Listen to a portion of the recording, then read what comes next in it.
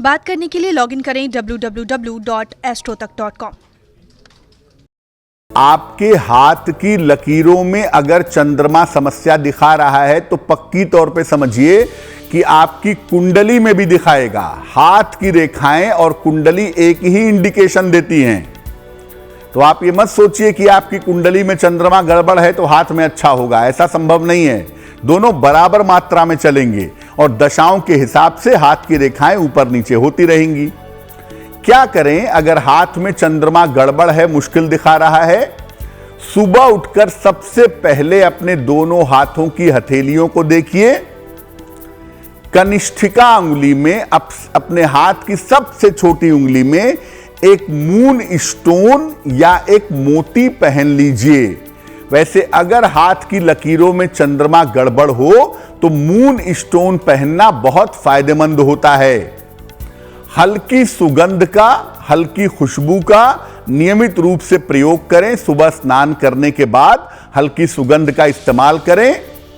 घर में एक हर श्रृंगार का या रात रानी का पौधा भी लगाएं, इससे भी चंद्रमा को शक्ति मिलेगी।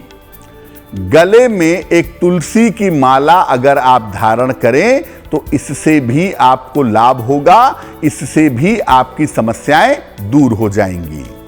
तो चंद्रमा अगर गड़बड़ है तो ऐसी स्थिति में आप पौधों के संपर्क में रहिए, प्लांट्स के संपर्क में, खुशबू वाले फूलों के संपर्क में रहिए, खुशबू के संपर्क में रहिए, नियमित रूप से नहाइए और ज्यादातर मामलों में मैं कहूंगा कि मून स्टोन बनवा करके पहन लीजिए, आपके लिए बहुत अच्छा रहेगा। चंद्रमा खराब है आपका तो आपकी मानसिक स्थिति खराब तो होगी ही होगी। चंद्रमा अगर निगेटिव पार्ट में है तो डिप्रेशन होगा, अवसाद होगा, इसकी संभावना थोड़ी ज्यादा होगी। आपको तनाव थोड़ा ज्यादा होगा, हो सकता है डिप्रेशन की दवाइयां खानी पड़े, या मानसिक रूप से कोई फोबिया हो जाए, या मानसिक रूप से कोई बीमारी आपको परेशान करने लगे। अगर चंद्रमा खराब है तो चाहे वो कुंडली में हो, चाहे वो हाथ की रेखाओं में हो।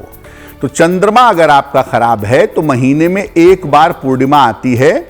शुक्ल पक्ष की जो तिथि है, मध्य तिथि है, वो पूर्णिमा की तिथि है, 15वीं तिथि पूर्णिमा की है। इसका उपवास रखने से चंद्रमा की बाधाएं दूर हो जाती हैं। और चंद्रमा खास तौर से अगर आपकी मेंटल स्टेटस को, मानसिक स्थिति को खराब कर रहा हो तो आप पूर्णिमा का उपवास जरूर रखें। कैसे रखेंगे?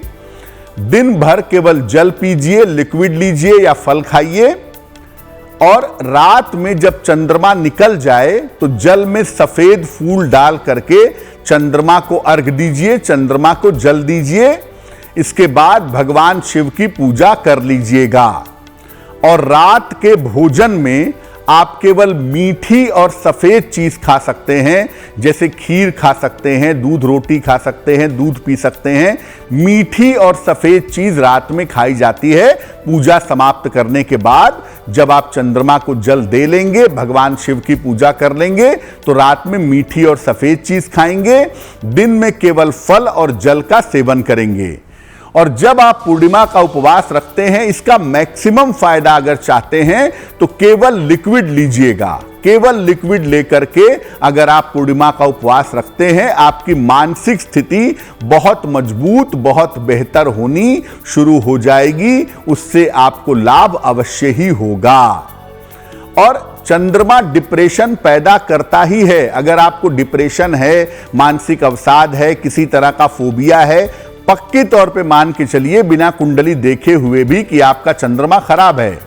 और इससे निपटने के दो रास्ते बहुत सटीक हैं। पहला, भगवान शिव की अधिक से अधिक पूजा, और दूसरा, पूर्णिमा का उपवास करना आपको लाभ पहुंचाएगा। अगर चंद्रमा आपकी हथेलियों में खराब हो तो उसके लिए छोटे छोटे उपाय हमने आपको बताया कि आप मून स्टोन पहन सकते हैं, सुगंध का प्रयोग कर सकते हैं, प्लांट के, वनस्पतियों के संपर्क में आ सकते हैं, रह सकते हैं। लेकिन एक बात समझिए, चंद्रमा की जो शक्ति है, चंद्रमा की जो ताकत है, वो आती है शिव से।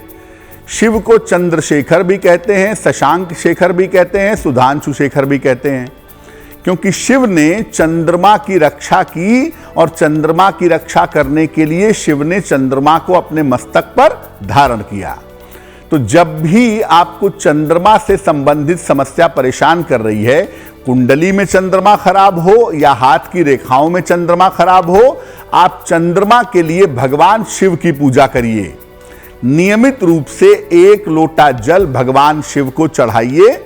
रोज सुबह 1 लोटा जल घर से भरकर नंगे पैर मंदिर तक जाइए और 1 लोटा जल भगवान शिव को चढ़ा करके ये प्रार्थना करिए कि आपके जीवन में चंद्रमा से संबंधित जो बाधाएं हैं वो बाधाएं दूर हो जाएं। दूसरा काम करिए, नमः शिवाय। ओम नहीं लगाएंगे, नमः शिवाय। इस मंत्र का अधिक से अधिक आपको जप करना चाहिए। अगर इस मंत्र का आप अधिक से अधिक जप करेंगे तो चंद्रमा से संबंधित बाधाएं समाप्त होंगी। तो चंद्रमा आपको जीवन में कभी भी परेशान करे, भगवान शिव की भक्ति करने से, भगवान शिव की शरण में रहने से निश्चित रूप से लाभ होता है।